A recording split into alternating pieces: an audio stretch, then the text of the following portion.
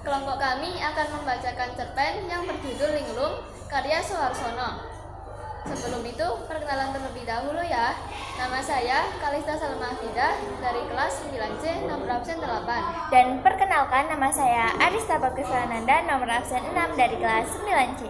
Perkenalkan, nama saya Alfi Afia Ramadhani dari kelas 9C absen 2. Perkenalkan, nama saya Alena Ayulia dari kelas 9C nomor absen 1. Linglung, karya Suharsono. Linglung semakin lupa menjadi daratan. Bapak satu anak ini menjadi kalap saat menjelang pemilihan kepala desa yang akan dilaksanakan bulan ini. Tak hayal segala cara ia lakukan demi memuluskan tampuk kepemimpinannya itu. Aim sukses mulai kelayapan membagi sembako dan uang sebesar Rp500.000 per kepala. Belum lagi janji-janji manis yang diobral jika ia terpilih menjadi kepala desa. Katanya, ia akan memberikan gratis biaya kesehatan bagi warganya yang sakit. Katanya, ia akan menggratiskan biaya pendidikan bagi anak-anak yang kurang mampu. Dan masih banyak lagi janji-janji manis yang terlontar dari permintaan agar ia terpilih kembali menjadi seorang kepala desa. Orang-orang mulai kasak-kusuk membicarakan janji manisnya itu. Desa yang ia pimpin ternyata berbanding terbalik dengan apa yang menjanjikannya. Sarana dan prasarana jalan menuju kampung Sidomakmur rusak parah. Banyak kejadian kecelakaan akibat jalan rusak yang tidak diperbaiki.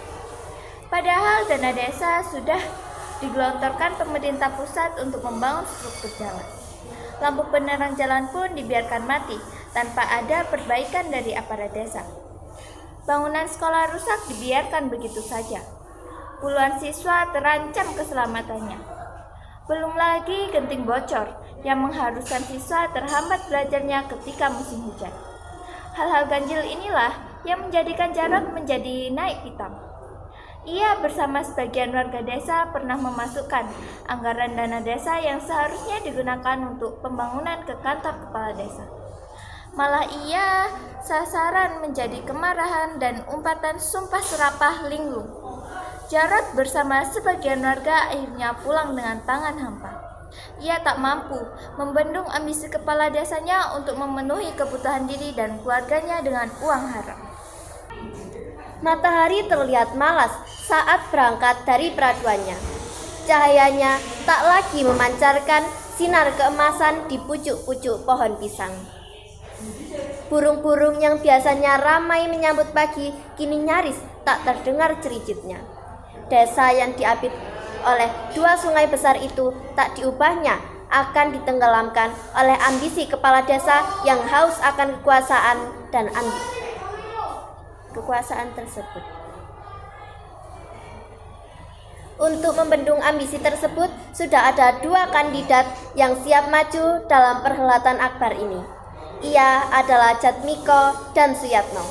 Dua calon kandidat kepala desa ini memiliki latar belakang berbeda. Jatmiko, pemuda desa yang pernah menjabat sebagai ketua BEM di salah satu perguruan tinggi negeri Kota Pahlawan, adalah lulusan terbaik teknik sipil. Ia siap kembali ke kampung halamannya demi memajukan dan memakmurkan tanah kelahirannya. Suyatno, pemuda desa dengan predikat cum laude dari salah satu perguruan tinggi negeri Kota Semarang, adalah lulusan sarjana agama. Ia juga turut andil dalam memajukan desanya yang telah lama ia tinggalkan. Harapan besar warga bertumpu pada mereka berdua. Mereka menginginkan perubahan kebijakan di desanya. Mereka tak ingin lagi dipimpin oleh pemimpin yang tidak memihak pada kepentingan umum. Mereka tak ingin lagi dipimpin oleh pemimpin yang hanya pandai bermain retorika di hadapan masyarakat. Gambar 3 calon kepala desa sudah menghiasi setiap gang di kampung Sidomakmur. Gambar Linglung sudah dipastikan yang paling banyak bertebaran di setiap RT. Tim sukses Linglung sudah menyiapkan banyak tempat untuk memasang gambarnya. Walaupun demikian, warga sudah antipati dengan tindakan arogan kepala desa itu. Sedikit demi sedikit, warga mulai sadar bahwa suara mereka akan dibeli atas nama kekuasaan dan jabatan, bukan lagi atas nama keadilan dan kemakmuran. Obrolan di warung kopi Makya pagi ini tak ubahnya seperti rumah kemenangan bagi kedua calon yang akan bertarung dengan incumbent. Sudah waktunya desa kita dipimpin oleh seorang pemimpin yang adil dan jujur, kata Mbah Dullah sambil menyulut rokok pelopotnya. Asap rokok itu mulai menyebar ke sekeliling warga yang mendengarkan nasihatnya, dan bau khas tembakau pilihan itu menebarkan aroma kegelisahan. Ya, betul Mbah, kita jangan lagi percaya pada janji manis linglung yang keblinger itu. Sudah puluhan tahun desa kita menjadi desa yang tertinggal dengan desa sebelah. Desa kita tak ubahnya menjadi mesin penggerak kekayaan linglung dan keluarganya. Jawab Marno dengan nada kesal. Sampaikan kepada warga masyarakat, jangan sampai menerima uang haram itu dari tim sukses linglung, Ujar Mbah Dullah sambil meninggalkan warung kopi.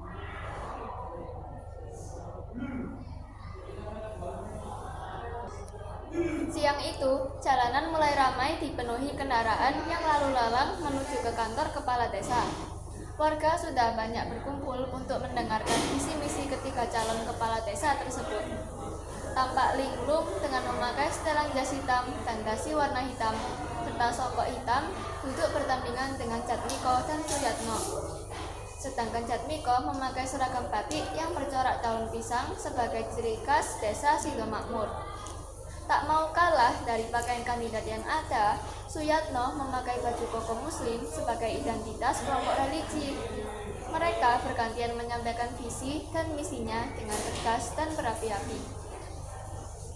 Linglung memandang sinis ke arah ketua calon kepala desa yang berada persis di sampingnya.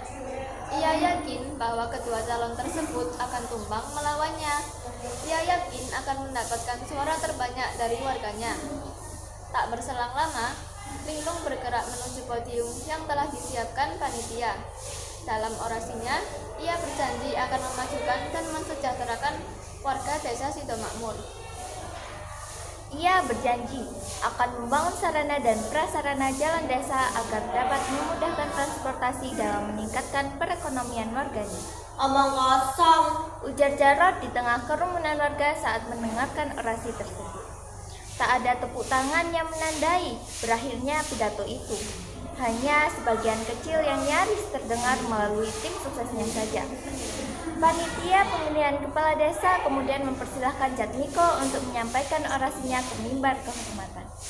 Dalam penyampaian visi dan misinya, Jatmiko memaparkan akan melakukan langkah konkret.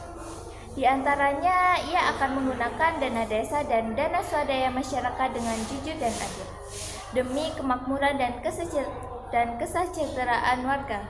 Tuturnya dalam mengakhiri orasi siang itu. Sedangkan Suyatno dalam penyampaian visi dan misinya itu berjanji ia akan melakukan perubahan yang lebih baik dari berbagai sektor dengan landasan keagamaan yang kuat. Tuturnya dalam acara yang dihadiri muspika kecamatan dan tokoh masyarakat setempat. Malam bergelayut di antara rimbun daun pisang. Suara alam terdengar lirih dari kejauhan. Binatang malam mulai beraktivitas dari tidur siangnya. Jalanan tampak lenggang di beberapa sudut desa. Sesekali terlihat kemacetan katak dan serangga malam di tepi jalan yang mulai menutupi. Bulan redup di antara lampu jalan yang mati tanpa penerangan. Kabel listrik yang putusnya tidak diperbaiki. Banyak lubang bertebaran menghiasi badan jalan. Jalan aspal pun dibiarkan mengelupas tanpa ada kepastian untuk diperbaiki. Orang-orang malas keluar rumah pada malam hari karena minimnya penerangan dan jalan yang rusak. Dari penampakannya, tampak sekelompok orang berkerumun untuk membaginya masing-masing. Orang suruhan linglung sudah mulai bergerilya untuk mempengaruhi warga agar besok pagi mencoblos linglung saat pergi ke tempat pemungutan suara. Pecahan uang 100.000 dan 50.000 rupiah telah mereka siapkan.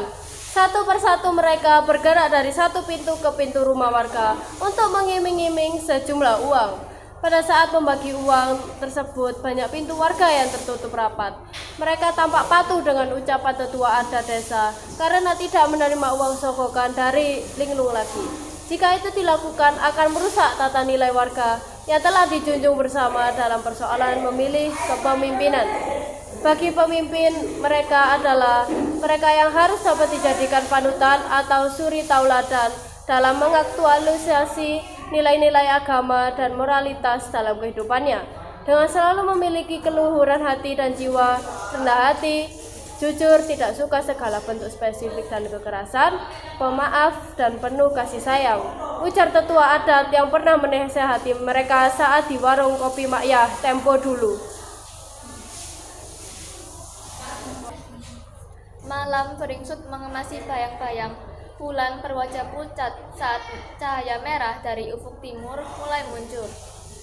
Alam kembali terang saat cahaya matahari memantul ke bumi, membangunkan warga desa dari tidur lelapnya. Geliat pagi nampak dari beberapa panitia pemilihan kepala desa sudah mulai sibuk menata alat pencoblosan. Mereka berupaya agar pildes di kampungnya dapat diselenggarakan dengan jujur dan adil, atau jurdil, tanpa adanya rekayasa. Arena pencoblosan terpusat di kantor kepala desa Sidomakmur. Setelah beberapa saat kemudian, warga terlihat berduyun-duyun menggunakan hak suaranya dengan cerdas ke tempat pemungutan suara atau TPS. Antrean mengular lebih panjang saat siang hari. Mereka dengan sabar menggunakan hak suaranya tanpa dibeli oleh siapapun dan dari pihak manapun. Mereka menginginkan perubahan, bukan ketimpangan. Mereka menginginkan persaudaraan, bukan permusuhan. Dan mereka menginginkan kesejahteraan, bukan kemelaratan. Bukankah amanat undang-undang menegaskan bahwa bumi, air, dan kekayaan alam yang terkandung di dalamnya dikuasai oleh negara dan dipergunakan sebesar-besarnya untuk kemakmuran rakyat? Begitulah seharusnya pemimpin mewujudkan kesejahteraan bersama, bukan kesejahteraan keluarga dan kroni-kroninya dalam menjabat nanti. Bayang matahari berdiri tegak lurus dengan benda yang berada di hadapannya. Pertanda separuh hari sudah dilewati. Dengan wajah tegang dan raut muka yang panik, linglung mengikuti pemungutan suara hingga purna. Ia tak mengira perolehan suara yang didapat di luar ekspektasinya.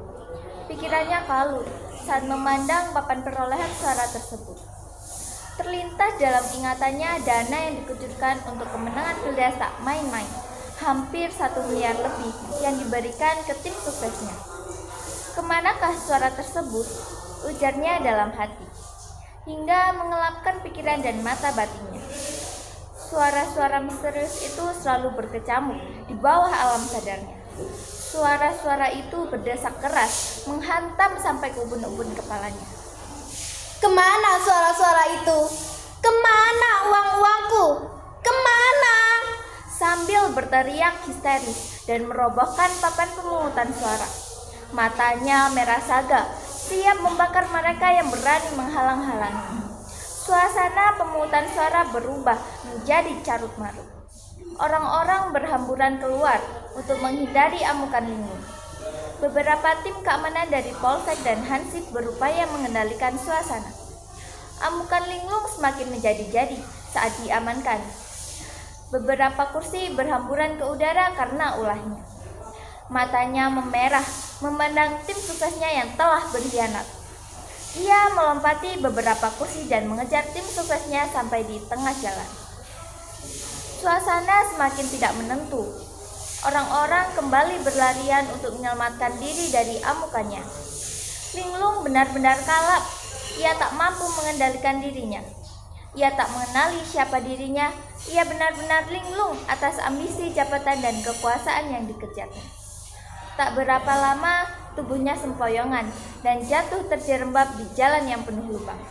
Matanya perlahan meredup saat warga kampung mulai berkerumun menghampirinya. Mulutnya komat kamit menghitung suara dan uangnya yang telah raib. Linglung benar-benar kehilangan jati dirinya sebagai seorang pemimpin. Hatinya gelap karena uang dan kekuasaan, terperosok dalam lubang yang digalinya sendiri. Sekian pembacaan cerpen dari kelompok kami. Wassalamualaikum warahmatullahi